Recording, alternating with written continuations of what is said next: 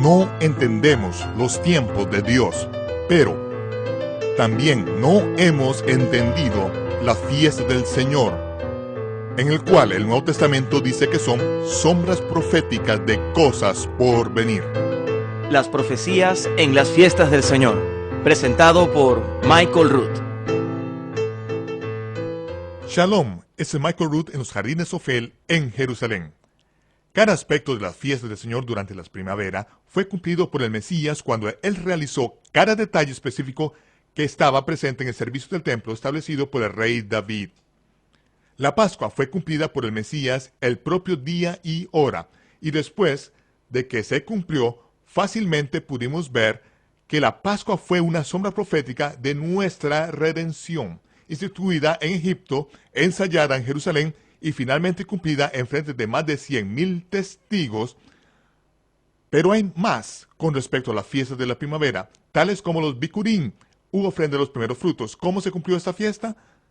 Si ignoramos la fiesta del Señor, entonces se puede esperar que entendamos muy poco del Nuevo Testamento. Sin la base, simplemente no podemos construir una estructura sólida.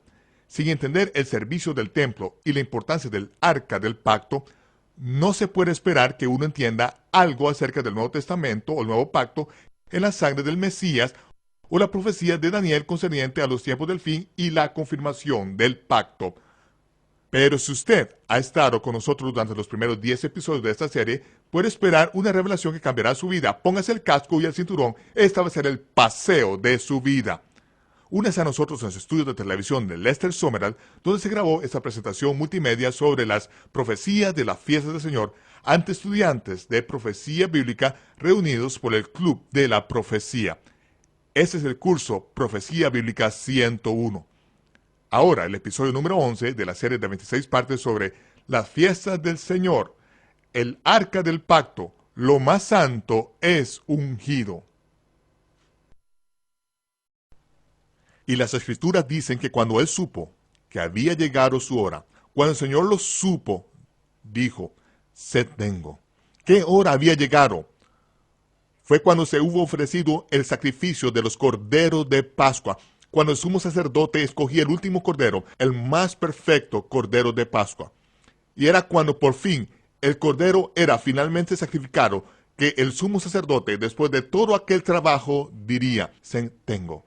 Entonces se pararía un momento para mojarse la boca y para llenarse los pulmones de aire y hacer la proclamación final desde el monte Moriah. Cuando el Señor supo que había llegado su hora, dijo, sed tengo. Entonces tomaron una esponja y la untaron en vinagre y se la llevaron a los labios. Entonces él se estiró hacia arriba con un último esfuerzo contra aquellos clavos que le atravesaban las muñecas, tirando sus piernas una última vez, se llenó los pulmones de aire. Y entonces las mismas palabras que había pronunciado el sumo sacerdote en ese mismo momento durante 1000 años, al ser sacrificado el último cordero de la Pascua, exclamó, consumado es. Inclinó su cabeza, se produjo un terremoto y las piedras se abrieron. Y el Espíritu Santo que descendió sobre él como una paloma, cuando Juan el Bautista le bautizó, el Espíritu se marchó. Él había muerto. Juan fue el único discípulo que estuvo allí y que lo vio todo.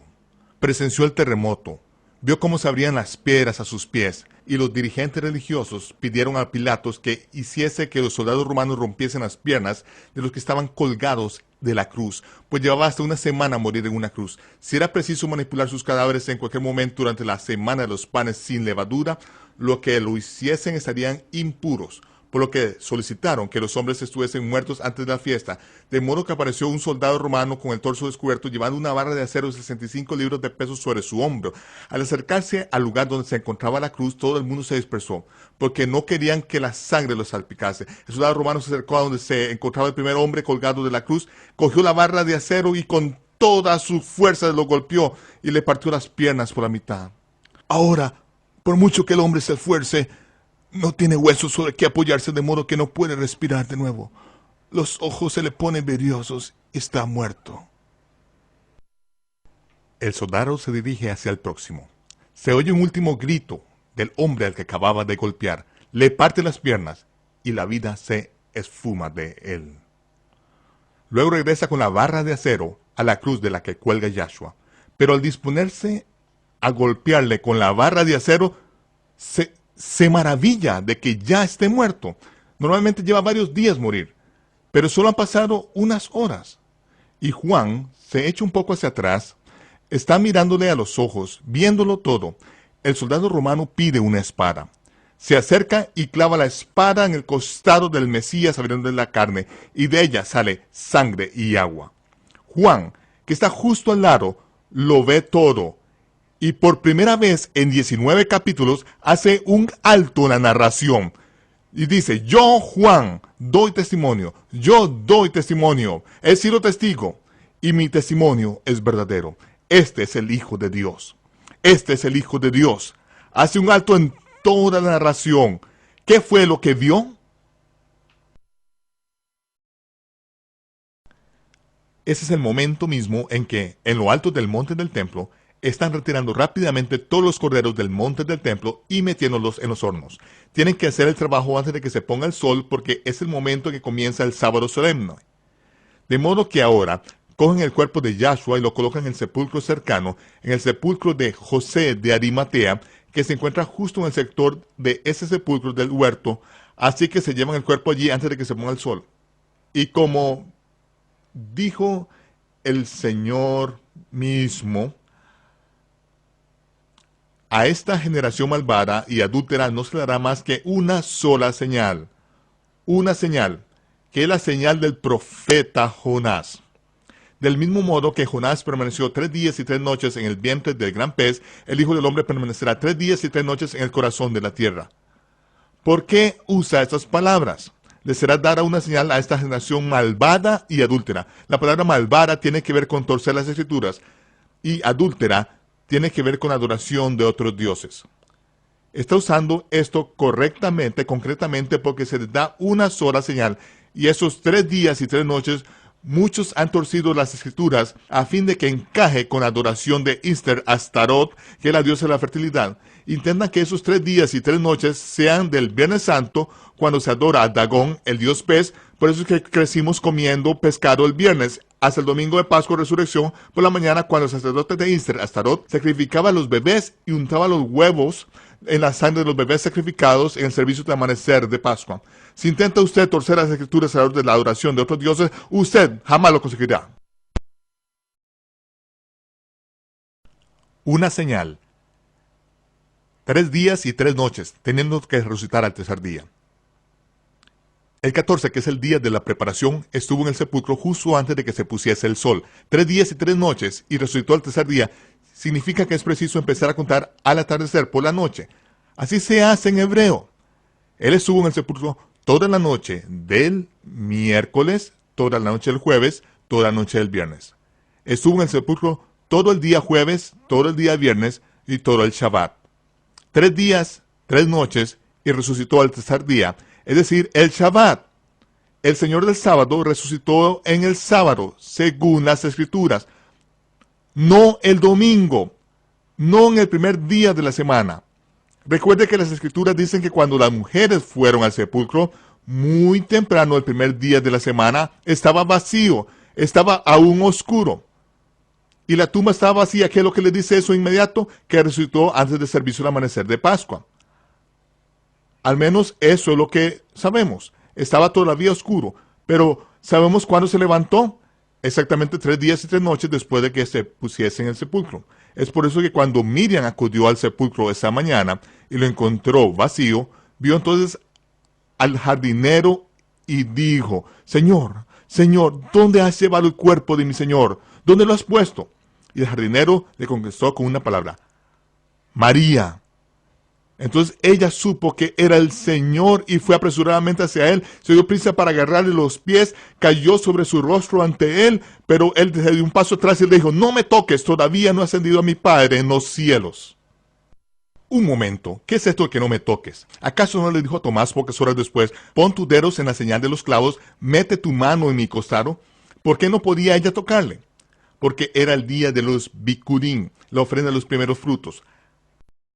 Que dice, cuando hubo un terremoto en la tierra y las rocas se partieron. Los sepulcros se abrieron. Eso eran los sepulcros que se hallaban en la ladera del Monte de los Olivos, donde estaban enterrados todos los profetas. Se abrieron los sepulcros y dice que cuando él resucitó, muchos resucitaron y se les aparecieron a un gran número de personas en las calles de Jerusalén. Después de resucitar él en el sábado, justo al ponerse el sol, cuando el sacerdote había de cruzar el puente sobre el valle Cedrón, al lado del Monte de los Olivos, a fin de recoger los primeros frutos de las cebada de la tierra, fue cuando el Señor resucitó y se levantó del sepulcro durante la cosecha de los primeros frutos, junto con otros santos. Aparecieron a muchos en las calles de Jerusalén, debido a que la cosecha de los primeros frutos debía realizarse en público. La cosecha se procesaba durante la noche y a la mañana siguiente salía el sumo sacerdote, después de haber estado recluido 3 días y 3 noches en el monte Moriah. Había llegado el primer día de la semana y después de su mikvah de esa semana, el sumo sacerdote tomaba los bikurim, o la ofrenda de los primeros frutos de 10 homer de cebada, y los llevaba al lugar sagrado y la mecía ante el trono de Dios. Fue por eso que el Mesías dijo: no me toques, aún no he ascendido, debido a que cogió en sus brazos a aquellos que resucitaron cuando él resucitó, y los llevó ante el trono de su Padre de los cielos, para a continuación presentarlos como la ofrenda de los primeros frutos. Dijo: Padre, te veré en unos días. Hizo la ofrenda mecida, y salió de regreso en el camino a Maús esta tarde para interceptar a 2 de sus discípulos que tenían el corazón destrozado, pensando que todo se había acabado. Todo cuanto tienen que hacer es eliminar la adoración al dios pagano del sol y la adoración de Ishtar, Astaroth, la diosa de la fertilidad. Si nos olvidamos de eso, la palabra de Dios encaja con una maravillosa precisión. Son las fiestas del Señor las que se cumplen, no cualquier otro festival del dios sol pagano, de modo que aquí tenemos los 3 días y las 3 noches desde el miércoles al ponerse el sol, de modo que el miércoles por la noche, el jueves por la noche, el viernes por la noche, así como todo el día del jueves, del viernes y del sábado, para resucitar el tercer día, que es el día del Shabbat, lo cual hace que el Mesías resucita a tiempo, porque él tiene las llaves de la muerte y del infierno para abrir las puertas del sepulcro. Él abre el sepulcro para esos santos que son los primeros frutos. Los cosecha al aparecer estos públicamente ante muchos a la mañana siguiente, pudiendo representar su papel como sumo sacerdote. Se lleva a esos santos consigo y luego los presenta en el cielo como los bikurim, o la ofrenda de los primeros frutos, y puede estar de nuevo de regreso en la tierra esta tarde misma, haciendo que todos los detalles encajen con una enorme precisión. Pero a fin de poder entender lo que está a punto de suceder, tengo que llevarles de regreso para que echen un vistazo a lo que vio Juan. La tierra tembló y las rocas se rompieron. El Mesías inclinó su cabeza y entregó el espíritu. Y cuando el soldado romano fue y le atravesó el costado, haciendo una incisión en él, Juan dijo: yo doy testimonio, yo he visto esto, mi testimonio, lo que he declarado es verdad. ¿Qué fue lo que vio Juan? ¿Por qué hizo un alto en toda la narración del libro de Juan por primera vez en 19 capítulos para decir esto? ¿Qué fue lo que vio y qué resultó tan profundo? Hemos visto cómo Hollywood nos ha ofrecido muchos relatos e historias mostrando la crucifixión, y hemos visto por Cecil B. DeMille donde fue atravesado el costado de Yahshua y de él salió la sangre y el agua cayendo al suelo. Según la Torá, si un animal, un cordero o una cabra tiene alguna mancha, es inaceptable como sacrificio. Si está ciego, si tiene una oreja magullada, si está lisiada, si está coja, si ese animal tiene algún defecto, entonces se puede comer, se puede usar como alimento, pero cuando se ha derramado la sangre del cordero y se puede recoger en un cuenco, nunca, jamás, nunca podrá usted ofrecerla sobre el altar de bronce del sacrificio, ni sobre el arca del pacto o del altar dorado del sacrificio. Es preciso coger la sangre y derramarla al suelo para que el hombre la pisotee, pues nunca jamás puede usarse para colocarla sobre ninguno de sus altares. Es una abominación al Señor.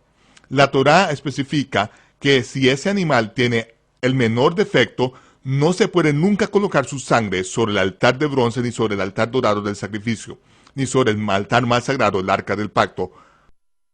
a pesar de lo cual hemos visto cómo Hollywood presenta ese concepto ante nuestros propios ojos. El Mesías dijo, erráis porque no conocéis la Torá. Porque si conociésemos la Torá, sabríamos que si Yahshua es el Mesías, si es su sangre la que paga por nuestro pecado y que Él es el plan de sacrificio de Dios, sabríamos que su sangre no podría ser derramada en tierra, que este es testimonio de que Él es un sacrificio imperfecto, puesto que la sangre derramada en tierra significa que el sacrificio no es aceptable. Pero nosotros ni siquiera nos detuvimos a pensar jamás en ello. Hemos escuchado cuentos de hadas religiosos toda la vida y hemos sido ignorantes respecto a la Torah de Dios. Es ahí donde hemos errado durante toda nuestra vida, permitiendo que otros nos contasen cuentos de hadas, pensando que sencillamente por ser profesionales pagados, sabían de qué estaban hablando. ¿Qué vio Juan? ¿Qué fue lo que vio cuando hubo un terremoto en la tierra y las rocas se partieron? Esto es lo que vio. Toda esa región fue excavada aquí. La hendidura del terremoto comienza bien arriba y luego desciende y hace que se abra literalmente uno de los agujeros de la cruz. Cuando estaban excavando esa parte y quitando los escombros de los huecos del agujero de la cruz y de la hendidura causada por el terremoto, el arqueólogo cogió unos alicates y cortó la punta de una cinta de medir de 25 pies. Colocó la cinta de medir a lo largo de la hendidura del terremoto y se detuvo a los 20 pies. Intentó varias veces que llegase más lejos, pero se detuvo siempre a los 20 pies, a pesar de lo cual pasaron años antes de que se entendiese la imagen de dónde acababa la hendidura del terremoto. Pero esa hendidura en la tierra se abrió cuando el Señor exclamó, consumado es. Y la tierra tembló y las rocas se partieron. Fue entonces cuando se abrió la tierra. Luego el soldado romano vino y le clavó la espada en su costado. ¿Qué cosa vio Juan? E hizo que detuviese su narración por completo. Vio aquella espada atravesar el costado y desde su costado brotó sangre y agua. La sangre cayó directa en aquella hendidura del terremoto de 20 pies de largo. Justo debajo del agujero de la cruz había un enorme sarcófago de piedra que Salomón había colocado ahí 1000 años antes. El terremoto había hecho que se partiese la parte superior de esa cubierta de piedra, moviéndola hacia el lado. Esa es la misma cubierta de piedra sobre la que Jeremías colocó 500 años antes el arca del pacto. Es ahí donde la sangre del Mesías que caía de su costado cayó directamente por la hendidura causada por el terremoto a través de 20 pies del lecho de roca, yendo a parar sobre la punta oeste del arca del pacto.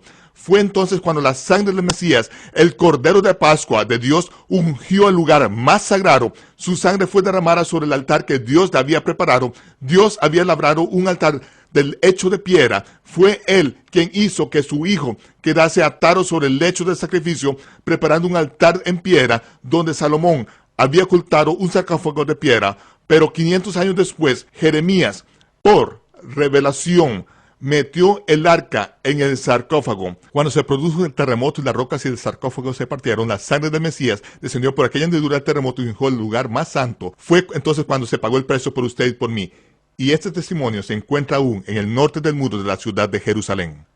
Pero Juan no podía contar todos los detalles. Entonces estaba en pie, justo al pie de la cruz, mirando directamente al rostro del Señor, que estaba muerto.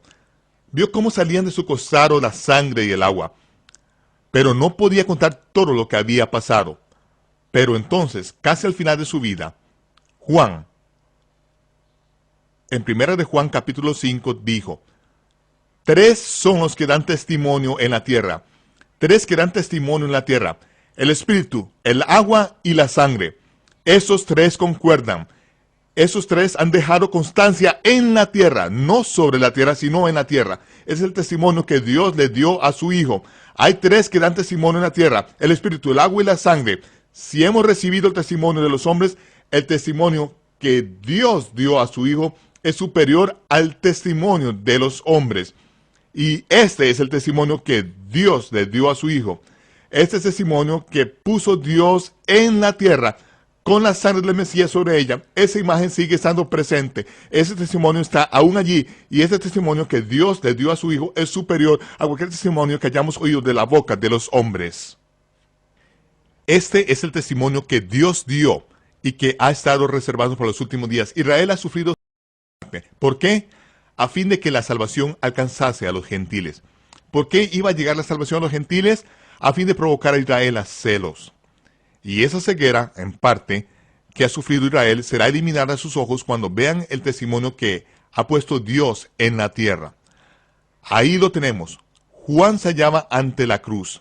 Ese es el mismo Juan que dio testimonio de lo que Yohanan ben Zechariah HaKohen, Juan el Bautista, dijo: el que me envió a bautizar con agua, él mismo me dijo: aquel sobre el cual veáis descender al Espíritu Santo en forma de paloma y permanecer sobre él, él os bautizará con Espíritu Santo y fuego. Juan fue el que dejó constancia escrita de las palabras de Juan el Bautista. Ahora bien, Juan, el que dejó constancia de esas palabras, se hallaba al pie de la cruz cuando hubo un terremoto y las rocas se partieron y él entregó su espíritu. Vio al Espíritu Santo que estaba sobre él, acerca del cual había hablado Juan, que descendió derecho sobre el arca del pacto. Esa nube de gloria, ese Espíritu de Dios descendió sobre el arca del pacto, y entonces, cuando la sangre y el agua salieron de su costado y ungieron lo más sagrado, eso fue una imagen de lo que había hecho el sumo sacerdote cuando entró ante esa nube de gloria, rociando la sangre 7 veces en la esquina este del arca del pacto. Entonces, la sangre del Mesías cayó sobre la esquina oeste del arca del pacto. ¿Por qué en la esquina oeste? Porque está a la diestra del trono de Dios sobre la tierra. Y ese es el testimonio que Dios ha dado de su Hijo. Y es exactamente como dijo Jeremías cuando reprendió al sacerdote: no marques el camino para encontrar el arca. El arca debe permanecer en ese lugar secreto hasta los últimos días. Y cuando sea revelado, será cuando esa nube de gloria se verá, como fue en los días de Moisés y lo fue en los días de Salomón. Resulta un tanto difícil creer que nosotros pudiésemos realmente ver esto en nuestros días y tiempo. Pero esto es realidad. Era Pesach, el 14 de Aviv del año 4029, cuando lo más santo fue ungido. La sangre del Mesías no fue derramada sobre la tierra para ser pisoteada por los pies de los hombres, como dando a entender que era un sacrificio inaceptable. Hollywood nos ha alimentado con una imagen de Dios que es totalmente inaceptable. ¿Qué fue lo que realmente pasó? Esto habla de cuando fue ungido lo más santo, como dijo Daniel. Fue cuando se llevó a cabo la reconciliación por iniquidad. Es cuando el Mesías fue cortado, pero no por sí mismo, sino por nuestros pecados. Ahora tenemos que preguntar: ¿por qué fue derramada la sangre del Mesías sobre el arca del pacto durante la Pascua? Yo pensé que el día de expiación era el día en que el sumo sacerdote entraría ante el arca del pacto, y en ese día el más sagrado rociaría la sangre sobre la esquina este del arca del pacto en el día de expiación. Pero el día de expiación no es hasta el mes séptimo, el día 10º del séptimo mes, el día de Tishri. A pesar de lo cual la sangre del Mesías cayó sobre el arca del pacto el 14 de Aviv, en el día de la preparación de Pesach. ¿Qué significa esta situación? Es preciso preguntar ¿por qué? Porque son ensayos. Como ven, Pesach es la imagen de la redención personal. Dios podría haber puesto el día de la expiación en Pesach si lo hubiese deseado, si era el caso que estaba intentando representar, pero no. La Pascua es una imagen de la redención personal. Aquellos que pusieron la sangre sobre el quicial y alrededor del dintel conseguían que su familia fuese salva, pues los que estaban bajo la sangre eran salvos. El lugar santísimo fue ungido en Pesach por la sangre del Mesías, como en la realidad literal que fuimos comprados y pagados de manera individual en ese día. Pero aún habrá de venir otro día, el de Yom Kippur, el día de la expiación, el día de Tishri. Ese día ha sido apartado para el nuevo pacto que fue hecho en su sangre cuando su sangre fue derramada por la remisión de nuestro pecado. Ese pacto será confirmado el día de Tishri, para la culminación de la guerra de Gog y Magog, cuando Dios luche por Israel y él ponga de manifiesto su poder Él revelará el testimonio de que Él puso en la tierra a su Hijo, a fin de que el día que ha sido apartado se confirme el pacto. Eso sucederá cuando la ceguera en parte que ha sucedido a Israel será quitada de los ojos de ellos. Eso será lo que conmoverá al mundo. Michael Root regresará en tan solo unos momentos. Ahora podemos empezar a entender por qué este monte, el monte Moriah, el monte donde Yahweh será nuestro maestro, fue escogido como el lugar donde Abraham tenía que sacrificar a su hijo Isaac, o en forma más exacta, donde el Todopoderoso estableció el ensayo del Cordero como sustituto del hijo de Abraham. El Cordero sustituto continuó apareciendo a través de la historia de Israel hasta que en el día en que Yahweh pudo entregar a su hijo como el sustituto por toda la humanidad. Las fiestas de la primavera empiezan con la selección del Cordero Pascual el 10 del mes de la Cebada Aviv. La primera parte de esta fiesta culmina en la noche del 15 cuando se come la carne del Cordero Pascual. Este sábado semanal luego introduce la cosecha de los bicurín, conforme se pone el sol y empieza el conteo del Omer, la preparación de 50 días para Shavuot, o la fiesta de las semanas, también conocida como Pentecostés, de la palabra griega cincuentavo. Al final de la fiesta de los panes sin levadura, otro día santo cierra la fiesta al tiempo que Israel pasaba a través del Mar Rojo sobre la tierra seca. Todos los detalles de la fiesta del Señor son cuadros proféticos de buenas cosas por venir, y si tan solo nos detenemos para mirar, veremos la mano del Todopoderoso conforme se revela en cada generación. Lo invitamos a unirse a nosotros la próxima vez para el episodio número 12 de esta serie de 26 partes sobre las profecías de la fiesta del Señor, los bicurín, la ofrenda de los primeros frutos. Este es Michael Root desde Jerusalén, deseándoles shalom, paz, y les veré cuando se aclare el humo.